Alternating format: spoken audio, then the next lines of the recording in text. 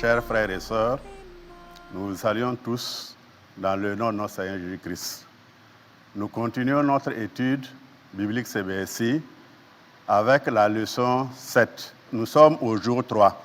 Les passages, c'est 1 Pierre 3, 18 à 22. Et le titre, c'est « Juste pour des injustes ». Lisons d'abord, avant d'aborder les différents éléments, du verset 18. « Christ aussi a souffert une fois pour les péchés, lui, juste pour des injustes, afin de nous amener à Dieu, ayant été mis à mort quant à la chair, mais ayant été rendu vivant quant à l'esprit, dans lequel aussi il est allé prêcher aux esprits en prison, qui autrefois avaient été incrédules, lorsque la patience de Dieu se prolongeait au jour de Noé, pendant la construction de l'arche, dans laquelle un petit nombre de personnes, c'est-à-dire 8, furent sauvées à travers l'eau.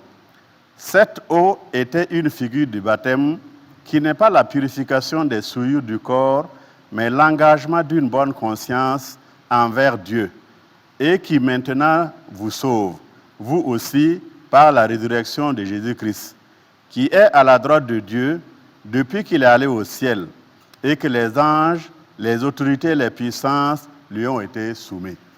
Et dans ce premier élément, Pierre présente Jésus, le juste souffrant pour les injustes. Expliquez avec vos propres mots ce que Pierre veut dire par ce verset 18. En rappel, nous pouvons voir aussi 2 Corinthiens 5, 21. Élément 2, c'est une question. Comment Jésus a-t-il été mis à mort et rendu vivant?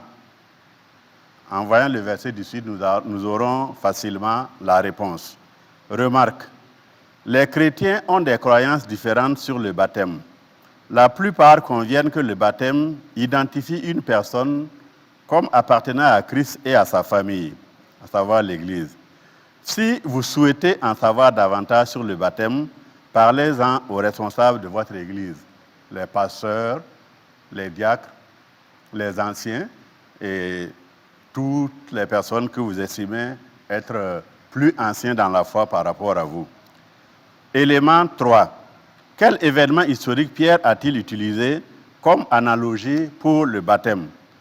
Dans ce que nous avons lu, il y a un rappel à l'histoire qui a été fait. Alors, c'est quel élément qui a été fait et qui est comparé au baptême? Élément 4. Pierre a dit que le baptême ne consiste pas à ôter l'impureté. Quelle perspective Romains 6, 3 à 5 et Colossiens 2, 12 donne-t-il? Romains 6, 3 à 5 et Colossiens 2, 12. Enfin, élément 5. Selon vos propres mots, où est Jésus maintenant? Quelle autorité a-t-il et pourquoi est-il important pour que nous le sachions? Alors, nous sommes au terme de notre journée d'études et nous vous souhaitons une bonne méditation et nous vous saluons dans le nom de notre Seigneur Jésus-Christ. Amen.